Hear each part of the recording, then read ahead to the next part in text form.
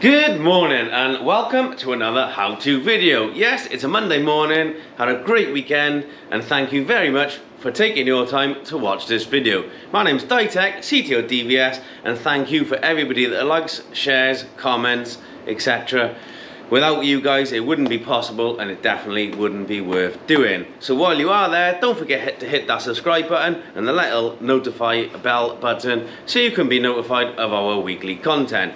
A big shout out to Toshiba for sponsoring our channel. If you haven't seen the Toshiba storage solutions, please get in contact with one of your DVS reps and we will explain to you why we believe Toshiba is one of the leading storage technologies out there. Okay, let's move on to the exciting stuff. What are we going to take out a look today? So, a lot of you have already seen a snippet of this, and in fact, a great shout out to one of my friends, NB Integrated, that actually last night contacted me and said, please hurry up and make this video on this specific item.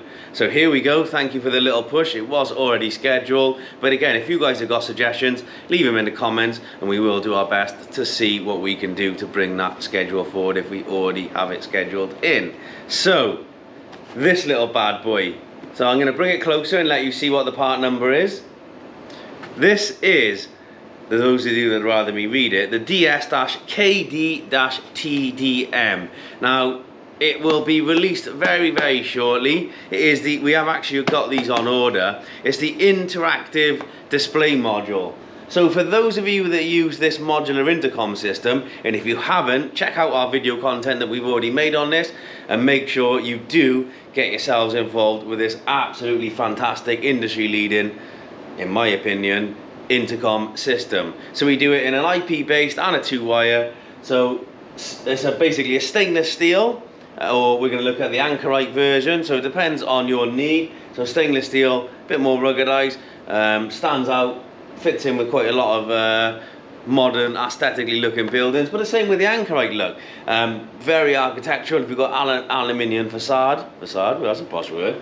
It does also blend in nicely with that. So two different versions. We stock both with DVS. This module can go in either the stainless steel or the original anchorite. These are both IP, but we also do this camera module in a 2-wire, which can make it a legacy 2-wire old cable system into a very modern IP based system. And the modules just interconnect via the RS-485 cable, and they subsequently link together. You can check out all of our previous content. There's also a great, we'll try and put a link into this actually. There's also, and I'll show you on the laptop when I move over, there's a very, very good Hikvision IP intercom design tool. If you haven't seen it, go check it out. I'll show you where the link is shortly, and hopefully we'll put a link in the video somewhere. Callum, make a note on that. But okay, moving on to what we want to actually look at. So intercom aside, we've had this display module for quite some time now. So it's a interactive display module. There's 4 buttons on the side, so you can navigate through, you know, the contacts, you can type the number in, you can call from it, etc. It's not touchscreen, and it is quite limited in what it can show, but it's been very, very appropriate in the launch of the product. Very good for an interactive point of view. What Hikvision have recognised is we can do a lot more with this display module, hence why we're showing you this. So, in the box, you get the instruction manual, which we will keep this time, and you also get the display module. Now, it's the same size, so effectively, it's a display module that can fit into the cage like this does. But you get the full size of the screen. So whereas the screen size on this has actually got physical buttons on it, this is a full size touchscreen display. So you get a much bigger interactive experience. It is touchscreen, so you can navigate through using the touchscreen, and we will swap the module out and you can see how this can interact with.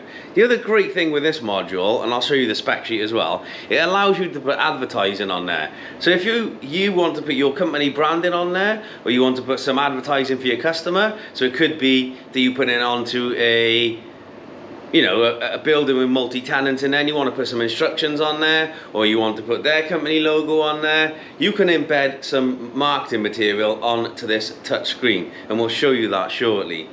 So the first thing I'll show you is, on the back you've got the RS-45 loop-throughs. That's no different to the existing modules. They have the RS-45 connections. Now, a lot of times this question does pop up. The RS-45 connection cable doesn't come with the modules per se.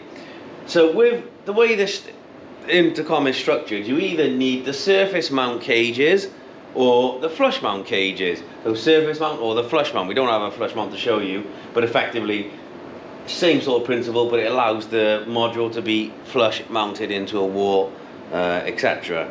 Now the RS-45 cables that link the modules, they do come inside the cages, the boxes that can contain the cages, and we do this in a 1, 2 or 3 gang configuration, surface and flush, and you can combine them like I have here, so you can put them side by side, lengthways, depending on how you want that intercom to look. My personal preference is side to side. So the cables come in the cages, that's really important to know, okay? Standard RS-45 connections, loop in and loop out, and you daisy chain the modules as I've previously shown in the videos. Now there's also, I don't know if you can see there, a micro SD card slot, which will put a micro SD card slot, micro SD card in there, which is where it can store the interactive content. So two things: there's a debug port, which you're not interested in, RS-45 loop through, which we'll need to pick up through there, and then the micro SD card slot. If I hold it there, you should be able to see all of those. There's also, if I take this out here, you can see there's a line out and a CVBS connection there, and we'll explain that a little bit later. I'll put the connection in. So CVBS in, so you can take an external camera feed, and you've also got the line out, microphone line out. Put that back in there. There is also, now I don't have nails, do I have anything to, take too long to grow my nails on this video. There is a little cover here. Typically, there's a little cover there. You need to remove that cover because, 2 seconds. Oh, that'll do. I just found one. This cover here, this rubber waterproof cover, you do need to remove it because, like all our modules, the RS-45 address dip switches are underneath this rubber cover effectively. So each module has a different RS-45 binary address, which basically identifies the module to the system, and therefore we can program it. So it's really important that we actually address each module separately, and again I'll show you the design tool and what is possible using that design tool. Once you've done the dip switch addressing, depending on what the module configuration is and what address you want it to be, you simply put this rubber cover back on like so, and it becomes a IP rated product. Again, it is touchscreen, but it is IP rated. Now we're gonna, next stage of this is take this cage apart. So I'm gonna go and find a small security bit for this, take the cage out, swap the panel over, and then we'll program it using IMS 4200 and show you how this how you can interact with and what sort of the configuration is and how we use it. So stay tuned and I'll transfer you over.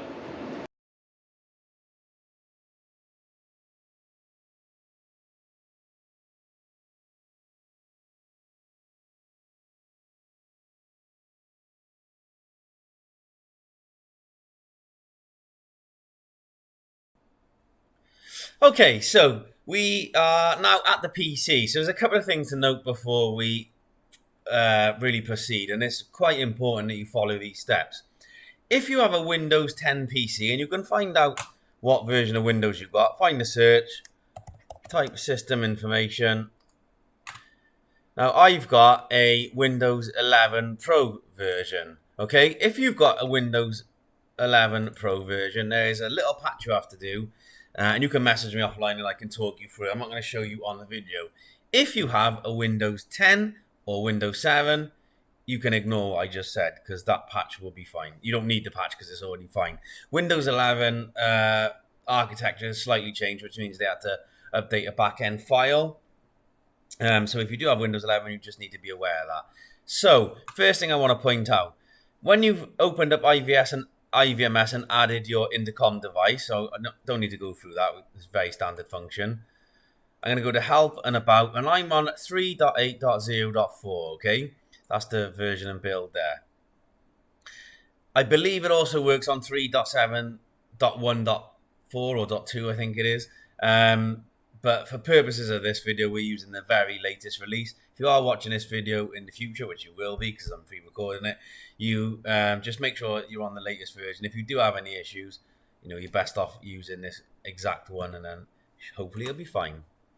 Okay, next thing you need to do is open up a web browser, and you can find on the Hikvision's website under Solution or Support, Download Software. You can find the latest, this is the UK website, you can find the latest IMS version there to download. Next thing you need to do is type in this into Google, which is the part number of the touch screen display, and find it on the Hikvision website. At the bottom, you will see the firmware. Download that in preparation. Now, this is quite an important step. So download that firmware and get it on your desktop ready. The next step to do this is firstly open up the remote configuration option. Make this full screen.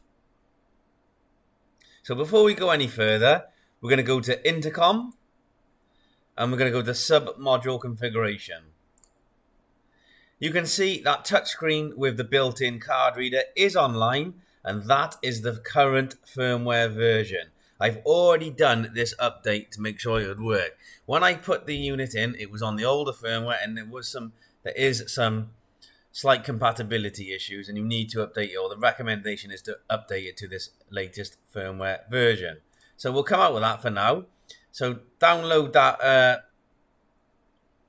file, like we said, unzip it. It's a zip file. Unzip it, get it on the desktop ready. Next thing you need to do is put your laptop must have Wi-Fi, put your laptop in proximity to that intercom unit. So you may need to be by the front door to do this, or the door, or whatever it is.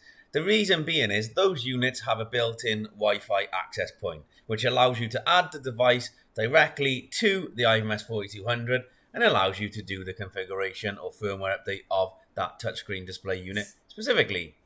So what we're going to do now is quickly go to the Wi-Fi, and you'll see if I go to right, then you'll see I'll scan my network. That is my access point. So that effectively is the access point, the touchscreen display module, yeah, TDM touchscreen display module. I've already connected automatically because I've done the firmware upgrade. When you first connect to it, the Wi-Fi password that you need to put in for that SSID is the device activation password. So the password you added it to IMS 4200 with, it's that password to connect to the Wi-Fi. Once I connect to the Wi-Fi, so we'll let it connect. So you can see this is now connected to the Wi-Fi access point here. So we're connected. And we can simply add a device.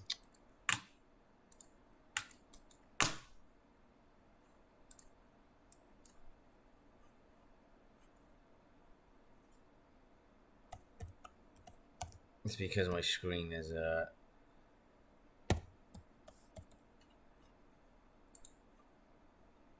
8.253.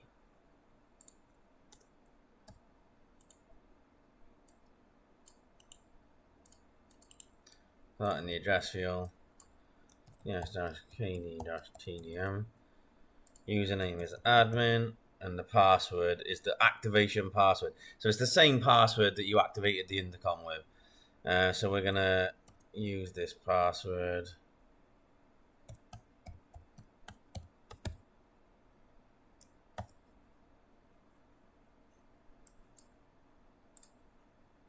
Add. It's online. So you can see that is now online, yeah? If I scroll across, so if you add the device directly, it's always that IP address. So if you connect to the access point with your Wi-Fi port on your laptop, add it via that IP address using the admin as the username and then the activation password, the same as you'd connect to the Wi-Fi. All you do then is scroll along, click remote configuration,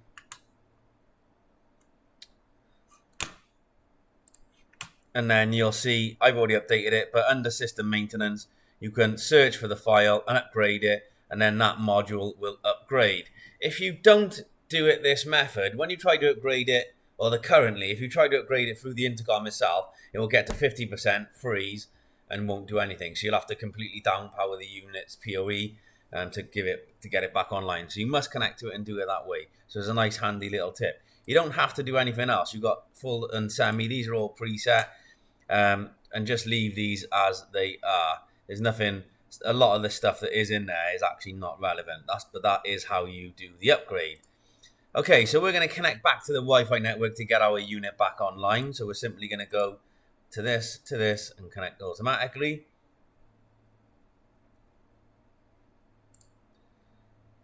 And then we do have to refresh it. So there we go. So that one's online. That one will drop offline shortly. Make that full screen again for you. Wait for it to catch up. Okay, so we'll go into remote configuration. I'm not going to go into great detail on the intercom setup itself. I've already done a video on that, and you can watch that on how to configure and set the intercom up. But what I will do is go through some of the functions and features that you will see when you add this module. So first thing is make sure your intercom is on the latest firmware. That's currently the latest firmware on the portal for the intercom unit itself. So it's important that that's on the latest firmware. I've already done that. When you do that latest firmware, it will produce this new theme menu down here when you have that TDM unit installed. So the next couple of things to point out is under intercom. If you go to sub module intercom, you can see that unit is online, and if you click the operation button, you can see the screen backlight. So I can adjust that. So I could say 9 because I prefer it like that. Enable the buzzer. You can turn that on and off. It's on by default, but I can turn that off if you want more of a silent operation. And you can select the default home page. So the card swipe interface is the default one, but I could select it. So the press button to call somebody, contacts interface, or the dial-up interface. It depends on your application, your client base, and down to preference. But that's why we allow you to choose what is the home screen when you wake up the intercom from the digital advertising. What do you see, or what are you prompted for? And we're going to have it with the swipe card interface. Like I said, it does have that MyFair built-in reader. So we're going to click OK and let that do its thing. Save succeeded.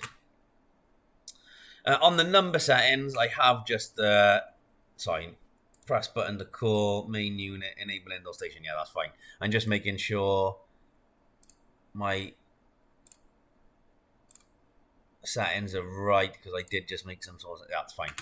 So the new tab, theme. So we're going to go to this new theme tab.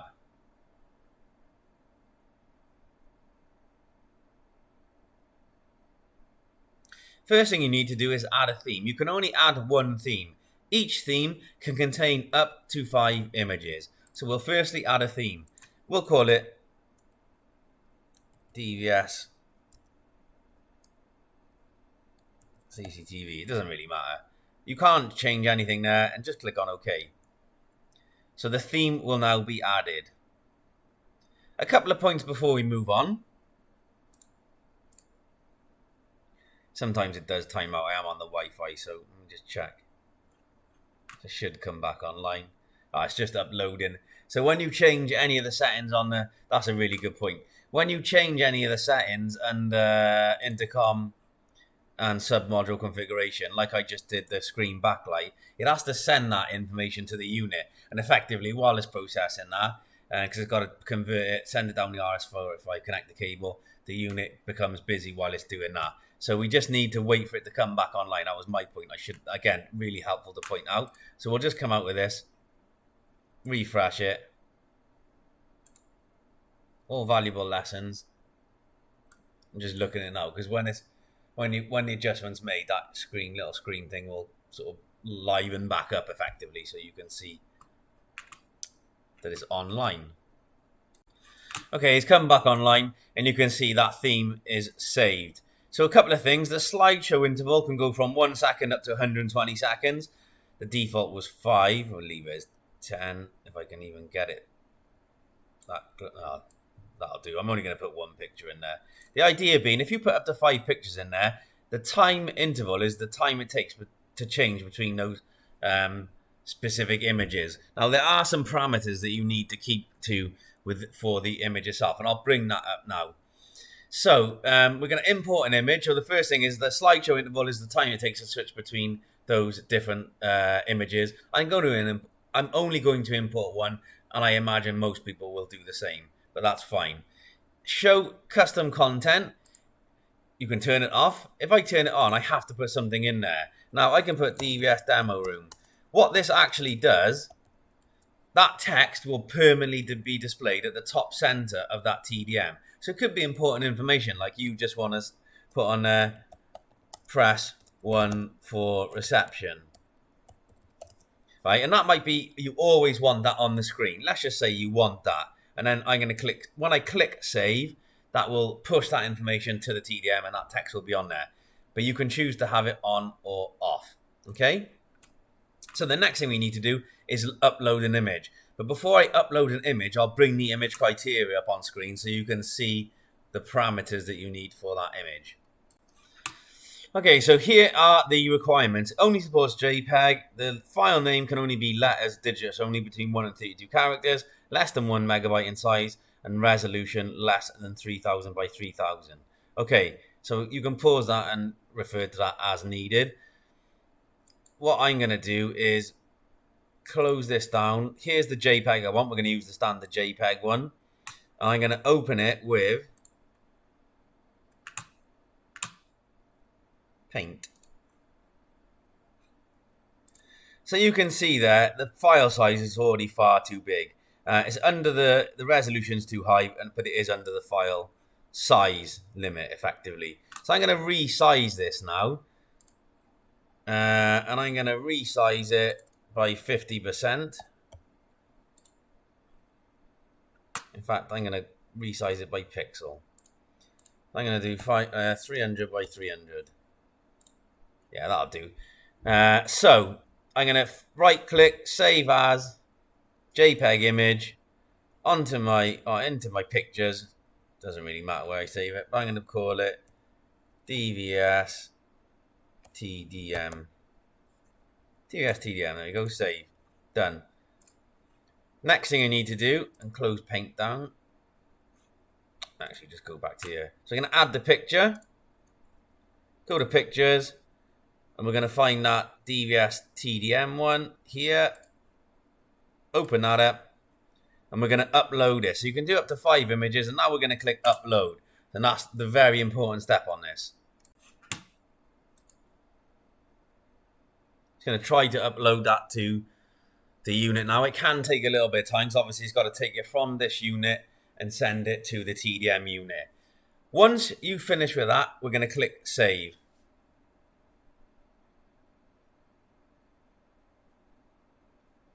And now, hopefully, that logo will be sent. And we'll just give it a minute. So I'm going to pause the video, wait for that to be sent, and then we can go and review it. Okay, so this has worked. What this actually shows now is if I show you closer, you can see the DVS brand in there, yeah? So you can see, like I said, it's got the DVS logo in there, and it's got press 1 for reception. So that's the OSD that would be shown on your text that you put in if you want it. The default screen is the card reader, and with the built-in card reader I can hold the card, the door is open, program that card, built-in card reader. The other options you've got are you can press the contact button, and then again it does give you that contact there, so I can press the contact button.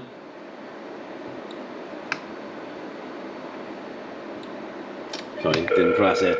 Which will ring the indoor stationer, which in turn will ring my Hike Connect. Yeah? So that rings my Hike Connect and up there. So we're going to hang up on that. There you go. So all your contacts there, and you just scroll through them. You can even go to the name directly on there. I can go back, or I can press this button here, which allows me to ring the call number. So I've got different options here, so I can go PIN code, So whatever my pin code was like, I haven't got a pin. Calling failed. Wrong one. So if I had a pin code, say hash 11223 unlock, it would unlock the door. Okay? I don't have a code set up against the person, but I could easily do that. Or I could call an indoor station from there, and so the call is press the number, press the call. So I could go press 1, which is calling that there. So there's 2 different ways you can do it, and we'll hang up on that person there. If you do use an indoor station with the SD card in there, if you let it time out, it'll allow you to record voice messages to that, just so you know. I've actually already got one on there. So there's a voice message there. If I wanted it, look. I got to turn the volume up, it's on low, but there it was actually playing. So that's the touchscreen unit effectively. So an all-in-one unit allows you to do contacts, code, room calling, built-in card reader. The door is open. And when it times out, it'll go back to your advertising. It's really as simple as that.